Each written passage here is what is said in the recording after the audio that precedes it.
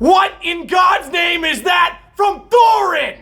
HenryG has announced that he has retired from his career as a colour commentator in CSGO. He did an interview with DK, which I'll put in the description box. In it, he talks about why he quit, what he thought about his career, how it progressed, how he came from nothing as a commentator to become one of the best in the world, one of the all-time greats. He also hints at what his next career path is going to be. More about that later. And quite frankly, I think the most key element of that interview was where he explains that he left because he was jaded, he was burned out, there was a lack of evolution in the space, plus there was an obvious personal incident which was somewhat writ large across the internet, which certainly contributed to feelings of not wanting to come on camera again, not wanting to be judged by the world for things you may not have done. So if we talk about this man's career, as DK actually calculated in the article, He was a top-tier commentator for the better part of 5 to 6 years. He did something like 150 plus live events, 10 majors. We've only had something like 15 majors.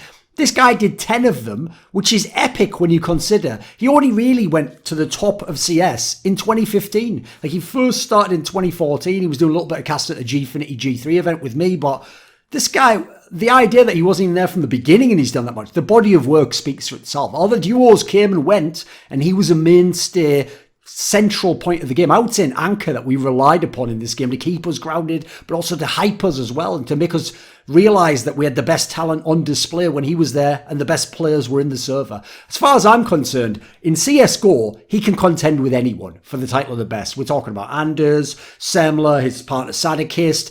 These are the guys I put up in that category as the GOAT casters, and he's right there with them, maybe even the best himself. I think, quite frankly, he's put together enough of a body of work in the modern day when you work so much and specifically master your craft in one game that he can go up against the greats of all time in esports commentary. You know, the DJ Wheat, Joe Miller, Red Eye, Tosspot, Tasteless, Artosis, name who you need. He's right there with them, if not better. Now, the thing is, this is a guy who lived for the crowd, for the big stadium, for the big match, for the moment. And that's what you want from your commentator. This guy never phoned it in once, which, by the way, some, and I'm talking some of the greats, they'll just tell you, yeah, I have, or yeah, I was in a bad point in my career, or yeah, I was just doing it for the money. This man never faked it for a moment or a day in his life. If you heard that enthusiasm, that energy, that like sheer joie de vivre, this guy would live for Counter-Strike. He made it his game for like, 20 years or something. He was involved for a long, long time as a player and a caster. Quite frankly, I think he had one of the greatest duos ever with Sadokist. I think, listen, I'll say that right.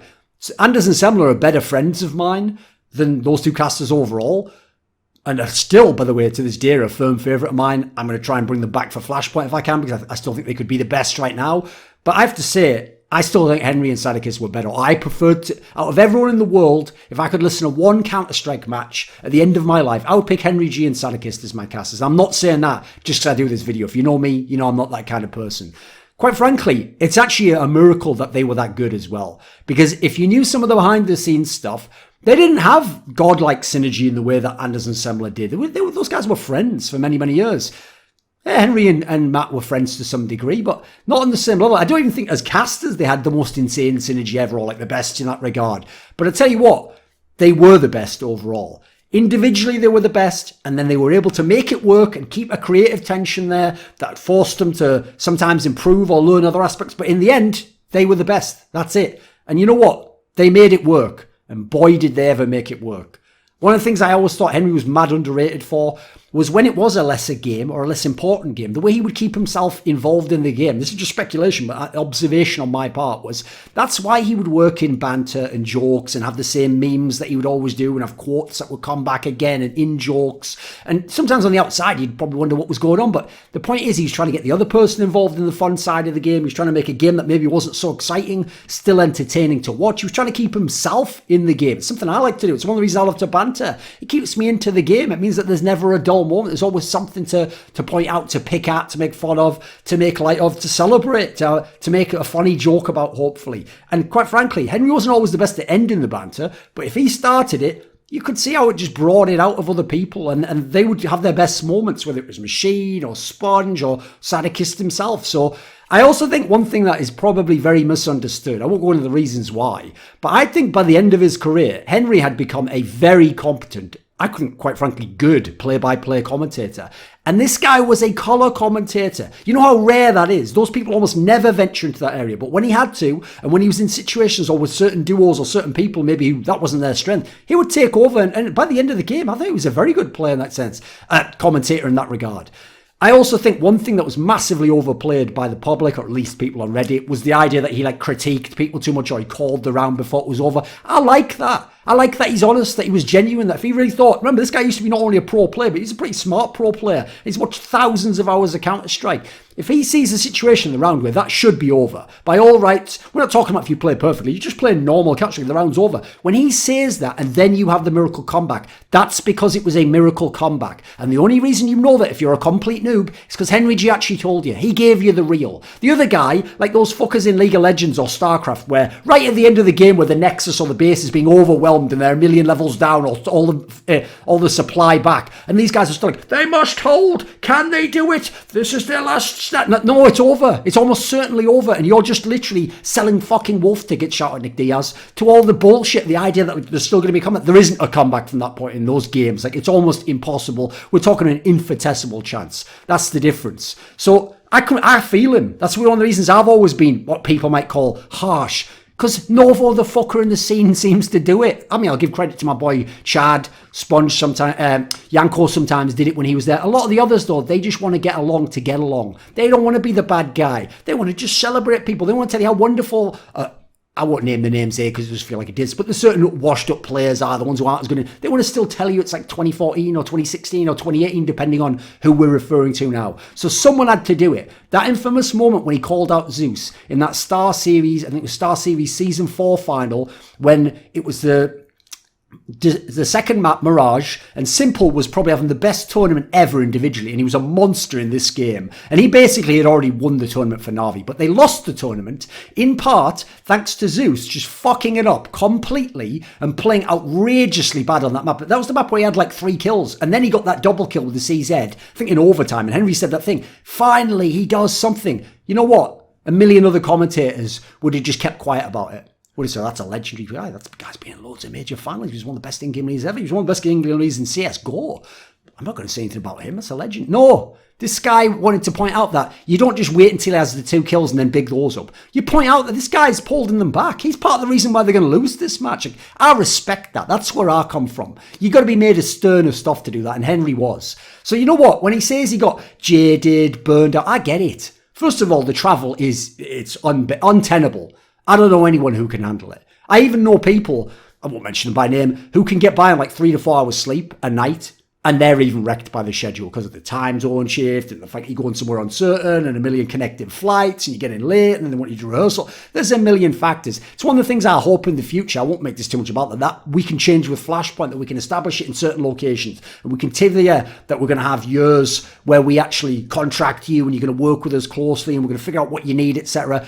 Now, another thing that ties into what I was just saying, actually, that I totally get Henry on, because one of the reasons I went to Flashpoint and stopped working with certain TOs is this feeling that there's like a limited ability to progress both your own career, but your skill set, but even more importantly, the game of Counter-Strike and how it's shown, to do new things. If you notice in Henry's career, this guy loved to attend fun events. He'd go to small lands or 2v2 lands or do show matches. Because you know what, outside of the biggest matches, that was a way to explore new things, get a different chance to be an entertainer in a different way, to take the crowd, because he's the best caster in the world, into a match otherwise they might not have watched, but to make them enjoy that as well and have something to do for that day. So, quite frankly, I have to say, without the crowds and without the stadium events because of this lockdown this year, I get it. I get why he kind of described it as like his fuel supply was depleted or it evaporated. The guy's lifeblood, what was still keeping him going in the game, was gone. I always tell the other talent at events, if they ever feel jaded, or it's not going well on day one, or the TO, it's having a nightmare, technical issues, someone fucking up the game, I always tell everyone, listen, as long as we get to the playoffs, and as long as there is some great Counter-Strike, nobody will remember that. And in fact, we will only mainly remember the great matches and we'll get going. We'll all be in it at that point in time. Never give up, never say die in that regard. Because if you do, it's time to leave. Leave it to someone else who actually cares, who has that passion. Never phone it in. Never do it just for a check. Never do that in life in general. It ain't worth it. The money ain't worth it. Making half as much doing something you actually like is worth a million times more. It's priceless, in fact. So I actually can quite frankly also understand where he alluded to. He didn't go very deep on it. How many lies and broken promises there are in this industry where TOs and people you've worked in for years are still playing fucked up mind games with you, trying to psychologically push you around just to save €100 or trying to make you think you have to sign up for 3 events instead of 1 because maybe they won't hire you, or hinting that they're going to make this next guy tier 1 and show he made you, all sorts of bullshit. Like, I'll tell you one thing I'll call out right now, just as I publicly said and directly to the E-League people, that I once told them this famous story you might know from my YouTube where I said, if you were only going to hire 2 analysts and you were going to hire Moses and someone else, you should have hired Yanko. I said, you know what? I think I'm the best. But fans, they have the opinion that Yanko's the best, so you should have hired him. And they were even saying, what, over you? And I said, damn right, over me in that case. So they ended up hiring him. Well, you know what? The other duo who absolutely deserved to work E-League, I won't say over who, is Henry and Sadokist. They were the best. They were very good at the time, and they should have been there. Now, they weren't for some industry bullshit, which I can't go into now. Maybe we'll talk around by the numbers sometime. But it was only industry bullshit. I scratch your back, you scratch my back, that stopped them being able to be involved. And I thought that was a crying shame, because those 2 first seasons were special for all the talent there, and they deserved to be there in Atlanta, in a TV studio, living in a furnished apartment. They deserved that. They'd worked for that. They were the best already. They were right up there with Anders and Semler. So, in terms of Henry's point about talent not being offered long-term contracts, yeah, that is a real issue. And it certainly adds to this constant sense of unease or anxiety that the top talent feel, even if they're the best in the world and they're already at the top, because they always have that sense of you can fall instantly, you can be gone in a minute. Just like a top pro player could win a major, 6 months later, he might be a bum, might be out of all the teams. Now, as I said on Twitter, if and when I know that I have a secure future with Flashpoint, I'm going to be in this position going long term. Since I'm in charge of talent hires, I can decide who works that show and who doesn't. I tell you what, if you're people out there who I like, who I've always valued, who I want to hire, who I have hired, I'm going to change that. That's something I pledge. If I'm brought on more long term, I'm going to make sure you guys are brought on more long term. And we're going to build a proper partnership. That's it. I didn't say just relationship or you're going to work for me. We're going to build a partnership. We're going to provide you with what you need. You're going to provide us your talent and your effort and your dedication. And in doing so, we don't have to nickel and dime each other all the time, and we don't have to try and extort each other all the time. And we can just work together, and we can put that bullshit to bed and get focused on the game and doing the kind of things that Henry wanted to do, like expand the game, make it more than just a match where you cast it and it's any old game, but it's the semi-finals. And I want it to be more than that. So I want to say another key thing about this situation, which is that Henry alluded to it in that interview with DK, but he didn't get to go out the way he wanted to go out. He'd already been thinking in the past, last year when he won Broadcaster of the Year or whatever it was at the esports industry. He was already thinking like, I'm jaded, yeah, whatever. But I'll tell you right now, this guy, for what he did for Counter-Strike, should have gotten to go out entirely on his terms. He should have been the one writing his ticket and writing how the story ends. He earned that and he deserved that. But he didn't get that. And he felt as though he couldn't have that.